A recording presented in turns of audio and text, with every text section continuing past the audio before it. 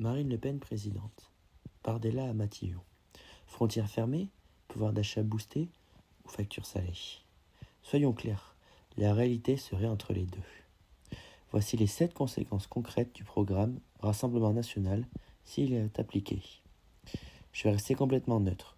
Je ne prends parti ni pour ni contre. Je me contente de regarder ce que disent les chiffres et les exemples réels.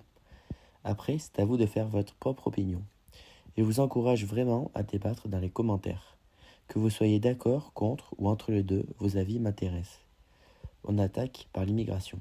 Séquence numéro 1, l'immigration. C'est clairement le sujet numéro 1 du programme du Rassemblement national. Les promesses sont l'arrêt quasi total des flux irréguliers. Fin du droit de sol pour les enfants nés en France de parents étrangers. Expulsion accélérée et renforcée. Dans les faits, c'est réaliste, en partie. En Italie, avec Meloni, les arrivées par bateau ont baissé de 30 à 60% selon les années, grâce à des accords avec les pays d'origine et plus de contrôle. En clair, ça coûte cher. Les estimations tournent autour de 10 à 15 milliards d'euros par an pour organiser les expulsions, les centres de rétention, les vols charters et traiter les recours judiciaires qui peuvent durer des mois, voire même des années. Les conséquences probables sont un flux réduit, sans un sentiment de sécurité renforcé sur certains points, mais budget très tendu et tensions sociales qui montent, notamment dans les quartiers où vivent beaucoup de personnes d'origine étrangère. La conséquence numéro 2 est la sécurité. Plus de policiers et gendarmes recrutés. Plein de planchers obligatoires pour les récidivistes. Durcissement des sanctions pour les violences. Dans les faits, ça va faire baisser la délinquance de rue et les vols avec violence. Plusieurs pays qui ont augmenté les effectifs et durci les peines ont vu des stats positifs sur 2-3 ans. Mais les prisons françaises sont déjà à plus de 120% de remplissage dans beaucoup d'établissements. Avec plus de peines longues et moins de remises on risque vite de scandales, de surpopulation, de violences entre détenus ou des libérations anticipées forcées pour faire plus de place. Les conséquences probables, sécurité visible, améliorée sur les statistiques de rue, mais défis majeurs en gestion carcérale et potentiel effet pervers sur le long terme. Conséquence numéro 3. Le pouvoir d'achat. Baisse de la TVA sur l'énergie, l'électricité, le gaz et certains produits alimentaires. Plus une prime pouvoir d'achat pour les ménages modestes, suppression de certaines taxes locales. Au départ, ça peut donner un petit gain, net, pour les classes moyennes et le SMIC, quelques dizaines d'euros par mois sur la facture ou l'essence.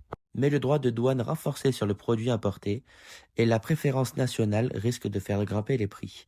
Essence, alimentation venue de l'étranger, vêtements électroniques.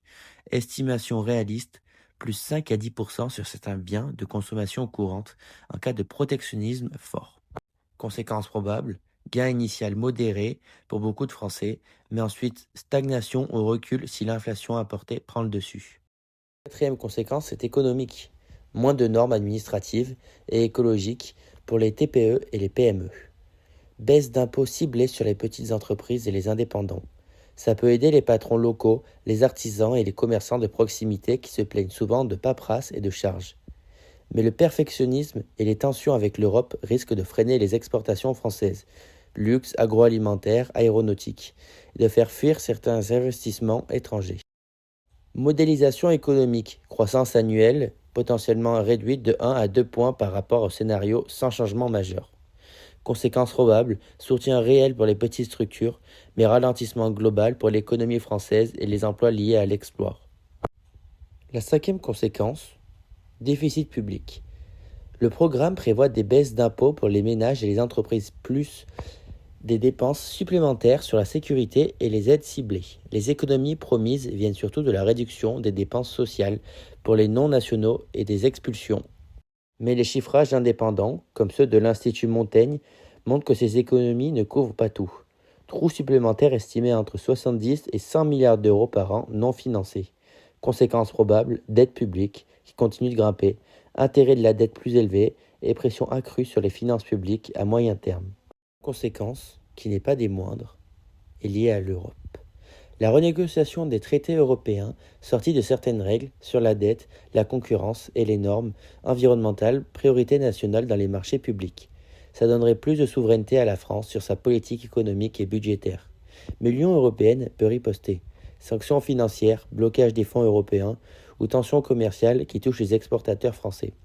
Conséquences probables, Autonomie accrue sur le papier, mais risque de bras de fer long, d'impact sur la valeur de l'euro et sur les taux d'intérêt que payent les Français pour leur crédit. La numéro 7, qui concerne la société, priorité nationale sur les allocations familiales, les logements sociaux, les emplois aidés et certains services publics. Ça peut donner un sentiment de protection et de justice pour les Français qui se sentent oubliés. Mais ça risque aussi de créer des divisions plus fortes, sentiment d'exclusion pour les binationaux ou les immigrés en règle, manifestations possibles et peut-être un exil de jeunes qualifiés qui trouvent ailleurs des métiers et des meilleures opportunités. Conséquence probable, une France plus popularisée, plus civilisée socialement et politiquement, avec des tensions qui pourraient durer. En conclusion, pas de miracle, pas de catastrophe absolue. Un pays plus fermé, plus sécuritaire, avec des défis budgétaires, économiques et sociaux importants. C'est à vous de voir ce que ça implique. Dites-moi en commentaire quel point vous interpelle le plus ou lequel vous inquiète ou vous rassure même.